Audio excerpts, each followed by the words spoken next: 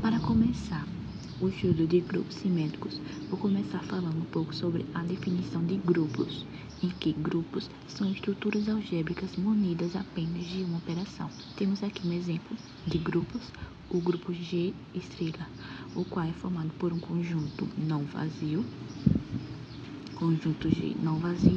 sobre o qual foi definido uma operação binária estrela.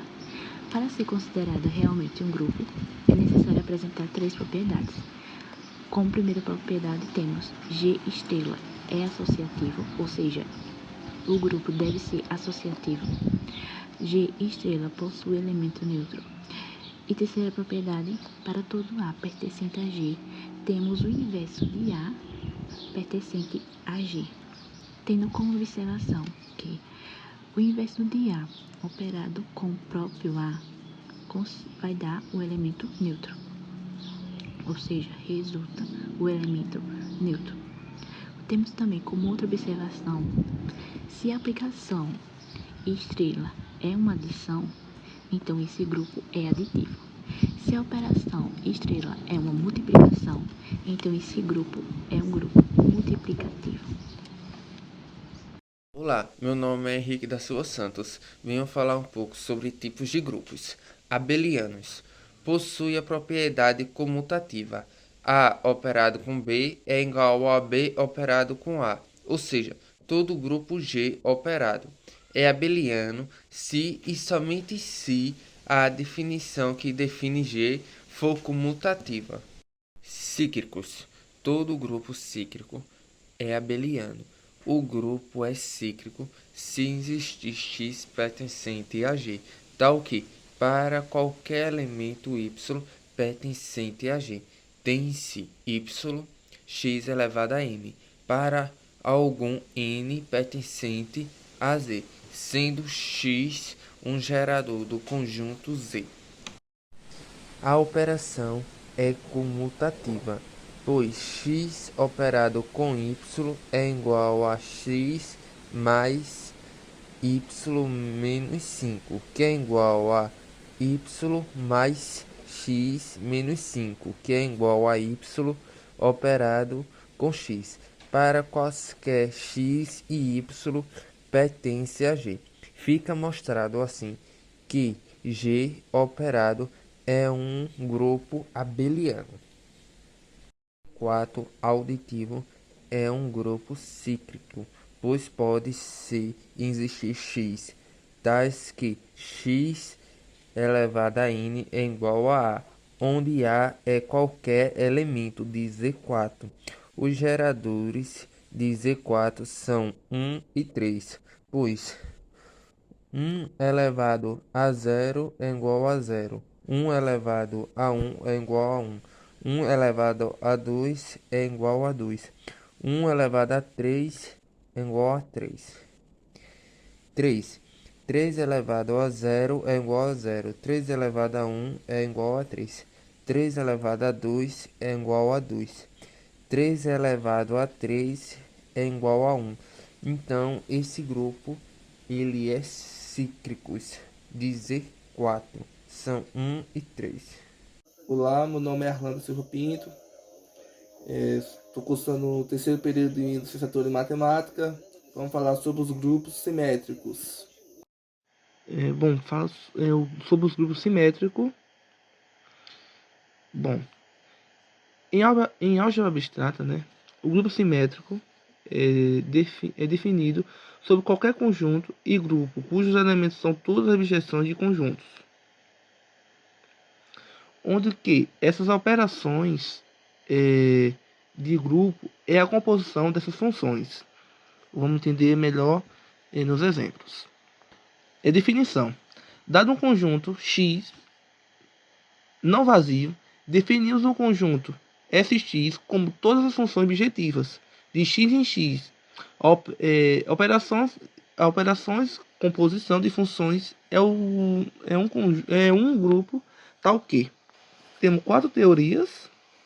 Vamos falar de um pouco de cada uma. A primeira, a composição de duas funções objetivas é uma função objetiva. Ou seja, temos duas funções objetivas, f de x igual a 2 e g de x igual a x mais 1. São funções objetivas, onde que a composta dessas duas também é uma função objetiva. Na 2, a propriedade associativa para a composição de função, em particular, quando essas funções é objetiva.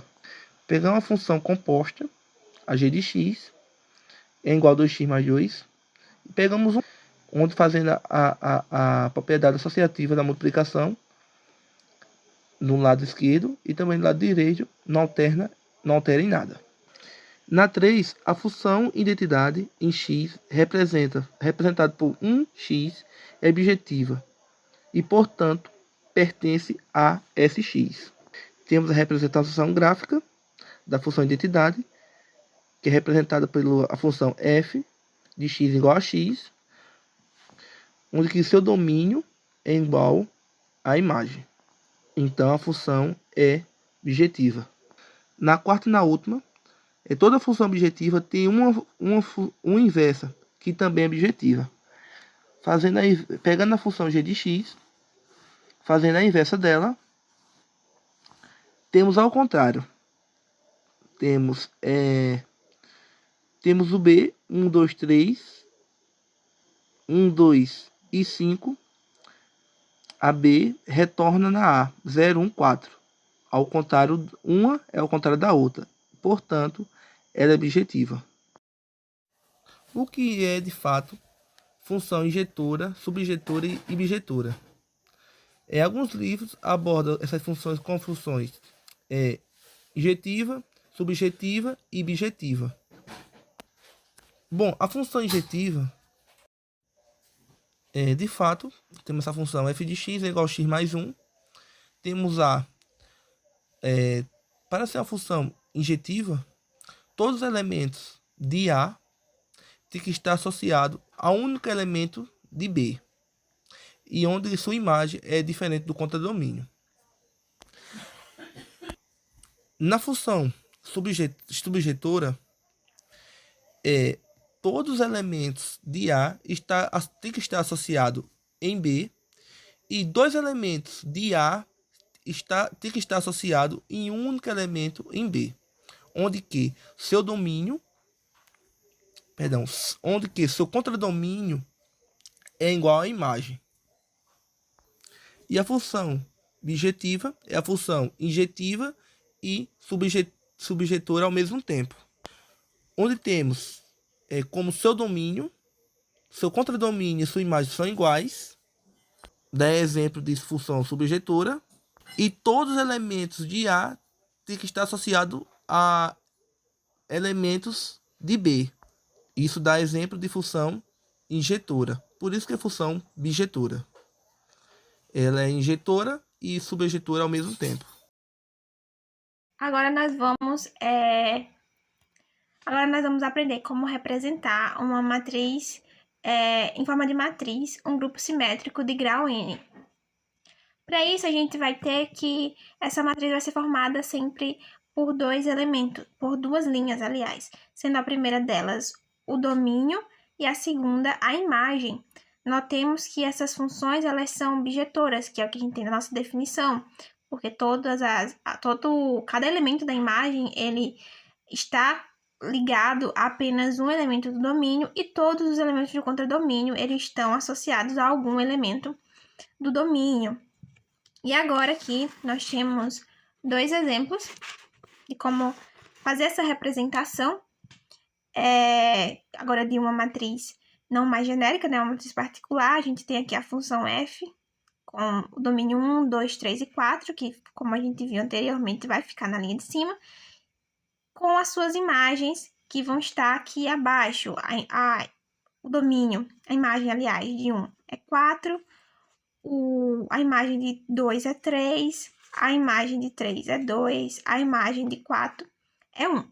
E agora, na próxima matriz, né, da função G, a gente também tem essa representação aqui, colocando os domínios na primeira linha, 1, 2, 3, 4, e cada imagem na segunda linha. A imagem de 1, 3, a imagem de 2, 1, a imagem de 3, 4, a imagem de 4, 2. Agora eu também queria mostrar para vocês como a gente fazer uma operação, como a gente pode compor essas duas permutações F e G. Então, a gente vai ter aqui as mesmas matrizes que a gente tinha feito antes, a gente tinha apresentado antes, das permutações F e G. A operação do grupo simétrico é a composição de funções. Então, a gente vai ter aqui na esquerda a matriz F, aqui a matriz G, e a gente vai realizar essa operação. A gente vai compor essas duas funções. Para isso, a gente vai observar, a gente vai fazer essa operação da direita para a esquerda. A gente vai observar aqui no domínio da matriz da direita, qual elemento que ele tá correspondendo, qual elemento correspondente a ele, e depois a gente vai olhar na matriz esquerda que elemento corresponde a ele. Então, a gente tem aqui o 1, ele está associado ao 3, e aqui o 3 está associado ao 2. Então, a gente vai ligar o 1 ao 2. Aqui a gente vê que o 2 está com o 1, e aqui o 1 vem para o 4. Então, vou colocar o 4 aqui. A gente tem aqui que o 3 está associado ao 4, e o 4 aqui está associado ao 1. E aqui a gente tem que o 4 está associado ao 2, e aqui o 2 está associado ao 3. Então, essa é a nossa permutação que resultou essa operação entre essas duas permutações F e G. A gente pode notar que operar F com G é diferente de operar G com F. Ou seja, esse grupo ele não é abeliano, esse N não é abeliano. Mas isso tem um ponto a considerar, porque ele não é abeliano para N maior ou igual a 3. Então, se ela tiver um grau maior ou igual a 3, ela não é abeliana. Se for menor, ela é abeliana. Olá, meu nome é Maria Vanessa e hoje vamos aprender um pouco sobre grupos de permutação de grau N, mais especificamente sobre relação de equivalência. Então, o que vem a ser matematicamente uma relação de equivalência? Seja A igual a Sn, sendo S um conjunto, e θ pertencente a A de S, e se a gente pegar dois elementos, Azinho e B, podemos definir que Azinho, é equivalente a θ de B, se e somente se B for igual a A, que multiplica θ, elevado a I, com algum inteiro I, sendo que o I ele pode ser positivo, negativo ou nulo. Então, essa é a definição da relação de equivalência em S. A gente pode pegar como exemplo, para entender melhor sobre a relação de equivalência, a gente pode pegar o seguinte exemplo. Se tiver uma pessoa X, que ela for pai ou mãe de uma segunda pessoa Y, e essa pessoa Y, ela for irmã ou irmão de uma terceira pessoa Z, a gente pode concluir que a pessoa X, ela pode ser pai ou mãe da pessoa Z. Então, a gente vai ter uma relação de equivalência, sendo mais preciso, é uma relação transitiva. Oi, meu nome é Raine França e eu vou falar um pouco sobre a relação de equivalência. A relação nada mais é do que o subconjunto do produto cartesiano de dois conjuntos entre si. Mas aqui eu vou falar de dois conjuntos que são iguais, ou seja, que se relacionam com eles mesmos. E para ter uma relação de equivalência, esse conjunto ele tem que satisfazer três condições. A primeira delas é ser reflexiva. Como isso acontece? O que acontece na reflexiva? Basicamente é o seguinte, tem um elemento A desse conjunto e que ele se relaciona com ele mesmo. Essa é a primeira condição. E para ser simétrico, basicamente existe um elemento X que se relaciona com o Y e esse elemento Y também se relaciona com esse X e vice-versa. E na terceira, que é a relação de transitiva, que é uma relação se faz ser transitiva, é basicamente o seguinte, tem 3 elementos, onde o primeiro se relaciona com o segundo se relaciona com o terceiro, então se isso acontecer, basicamente o primeiro também se relaciona com o terceiro. Essa é uma relação da lei do cancelamento. E agora eu vou mostrar para vocês um exemplo de como acontece essa relação de equivalência, para provar isso. Agora vamos observar esse exemplo e vamos verificar se há uma relação de equivalência entre esse conjunto. A relação no conjunto A, que é dada por ABC, dada por essa relação de A com A, B com B, C com C, A com B, B com C e A com C. Vamos primeiro à primeira condição, que é a condição de reflexiva. Visto aqui a reflexiva, verificando se o A ele tem relação com ele mesmo. Então, ele tem, ó, logo ali na relação a gente observa que tem, né? Então, essa primeira condição foi feita corretamente, ela é aceita. Vamos para a terceira, depois a gente volta para a segunda. A terceira é dita por transitiva, que há 3 relações. Na verdade, a primeira, A se relaciona com B, o B se relaciona com C, logo o A também se relaciona com C. Visto isso logo no enunciado. Então, como há essa relação, observando a lei do cancelamento, né? Então, ela está correta. A terceira foi aceita. Agora, vamos olhar a segunda, que é a simétrica. Observando pelo enunciado que o A se relaciona com B, porém, o B não se relaciona com A. Então, não há essa condição da simétrica, ela não foi cumprida. Logo, esse conjunto, ele não é uma relação de equivalência, porque todas as condições não foram cumpridas. Então, nesse momento eu vou falar um pouco sobre algumas definições do grupo de permutação. E uma delas é o seguinte, que todo ciclo ele pode ser decomposto em produtos de transposições, ou seja, ele pode ser separado em produto de transposições. E o que são transposições? Transposições nada mais é do que permutações que trocam de lugar, assim como eu falei na separação, elas trocam de lugar. Outro conceito também importante é que toda permutação, ela pode ser escrita como o produto de transposições. E agora eu vou mostrar um exemplo para deixar isso mais claro. Aqui, basicamente, é o exemplo do produto de transposições. Basicamente, essa daqui é como se fosse a fórmula de como vai ser escrito esse produto. Por exemplo, tem o I1, o I2 e assim sucessivamente, onde o I1 ele se relaciona com o IR, o I1 com o IR-1, o I1 com o I3 e o I1 com o I2. Agora, nesse exemplo aqui, que é escreva a permutação 1, 4, 7, 3, 6, 2, 5 como produto de transposições. Primeiro a gente vai fazer com a primeira, que a gente separando elas vai ficar 1 e 3, 1 e 7, 1 e 4. A segunda vai ficar 6 e 5, 6 e 2. E agora, como resposta final, temos 1 e 3, 1 e 7, 1 e 4, 6 e 5, 6 e 2. Observando que há a relação do 5 com o 2 e também há a relação do 1 com o 7, 1 com o 3. Então, esse é o produto de transposições.